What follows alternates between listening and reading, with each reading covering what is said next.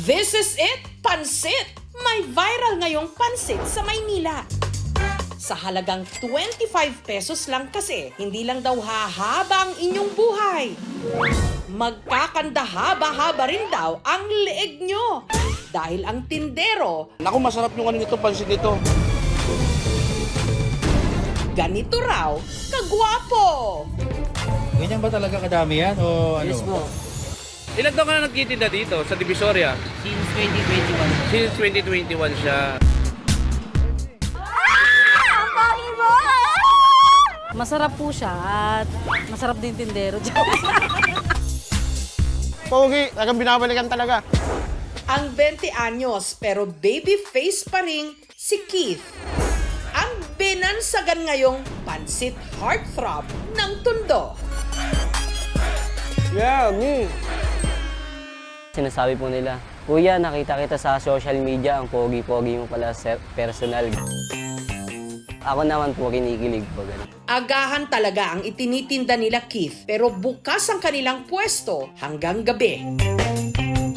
Ang pinakapatok nilang tinda, pansit. Minsan po pag namamalengke ako, Pogi, Pogi! Ako po ba, Nay? Ay, hindi ikaw. Ako po ba yun, Nay? tinatawag po ako, Pogi, punta ka dito, may discount ka. Dahil mestizo, madalas daw siyang napagkakamalang anak ng foreigner. Minsan po napagkamalan po akong Italiano po. Nami, kaayo.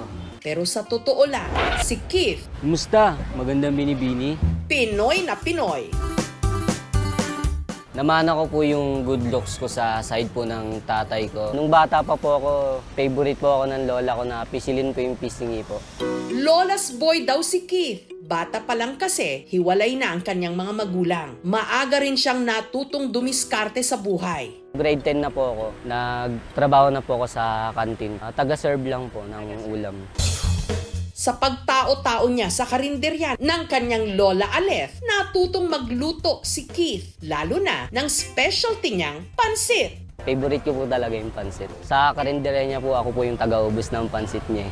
Kalauna, nagtayo si Keith ng sarili niyang pwesto sa Divisoria. Kada araw, 2 kilo ng pansit bihon at 3 kilo ng pansit canton ang kanyang iniluluto.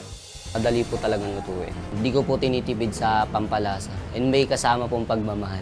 Uy, may pansit oh. Hanggang sa hindi inasahan ni Keith na ang isang tipikal na araw ng pagtitinda sa Divisoria ang makapagbabago pala ng kanyang buhay. Ito lang ang pangalan mo pala? Kit po. Kit. So ito yung ano mo, side hustle mo. Naisipan ko siyang videohan actually kasi napaka-pogi kasi niya. Sa malayo pa lang, very attractive talaga siya. Bagong luto. Matapos kasing maitampok sa isang vlog, Naku, masarap yung ano nito, pansit nito. ang pwesto ni Keith dinumog. May nagsabi rin po na kamukha ko daw po yung anak ni Ina Raimundo daw po. Masaya po kasi po kinukumpara ko sa mga artista po. Giit ni Keith, hindi lang dahil sa kanya kung bakit dumami ang kanyang customer, Ako, pansit, tsaka kanin. kundi sa sarap ng tinda nilang pansit. Sarap. Masarap yung pansit niya, kaya araw-araw kami bibili. Tsaka maaga pa lang nauubos na sa dami ng suki nila.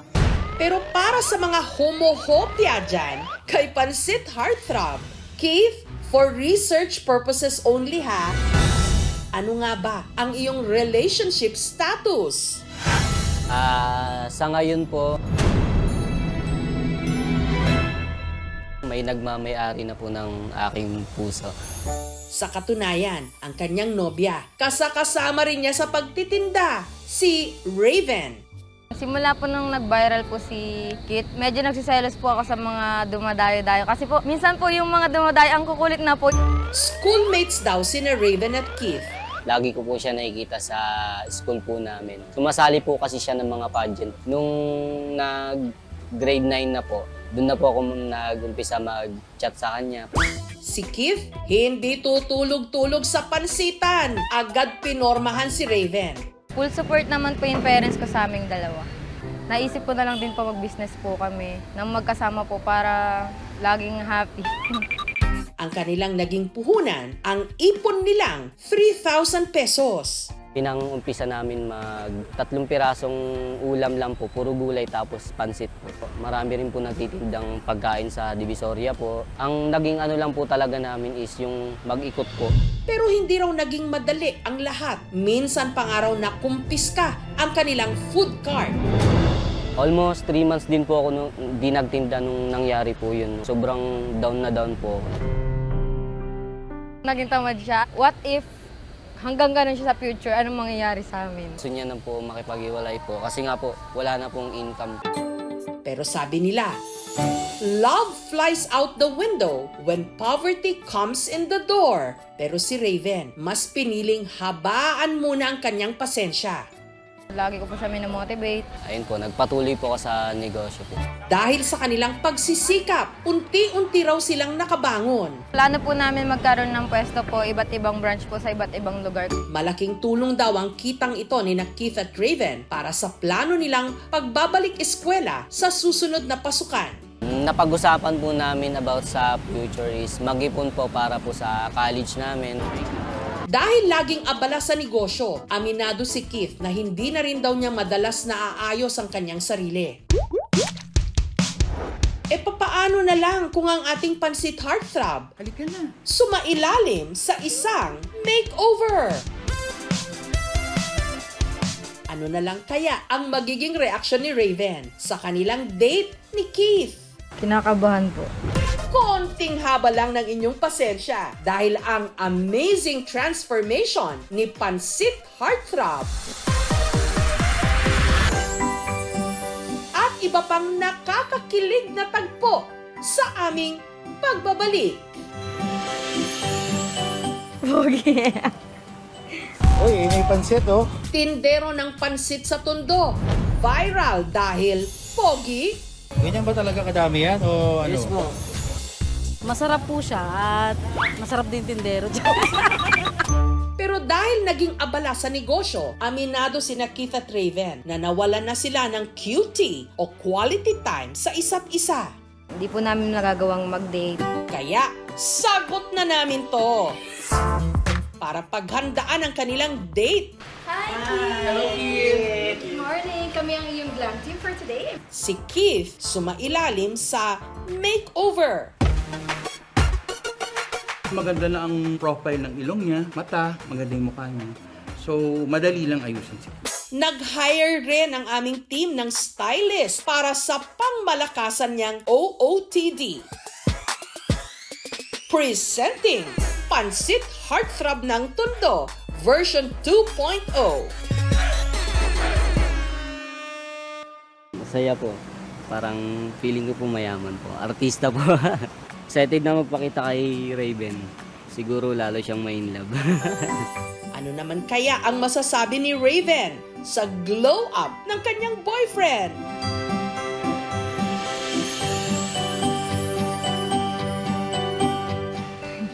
Di mo. Na-surprise po ako. Pogi. Wala akong masabi. Maliban sa dinner, sinagot na rin namin ang photoshoot ng dalawa. Sobrang saya po. Po, for us po, it's a core memory po.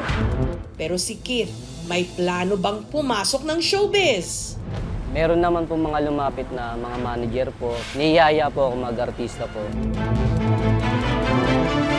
Ayoko lang po talaga. Hindi ko po kaya. Mahal, salamat sa suporta at nagtiwala ka sa akin simula una pa lang. I love you. Thank you rin kasi dumating ka sa buhay ko. Palagi ka tayo iintindihan. I love you too. Sana dahil sa tinda nilang pansit, mas humaba pa at tumagal ang kanilang negosyo, life at pati na love life.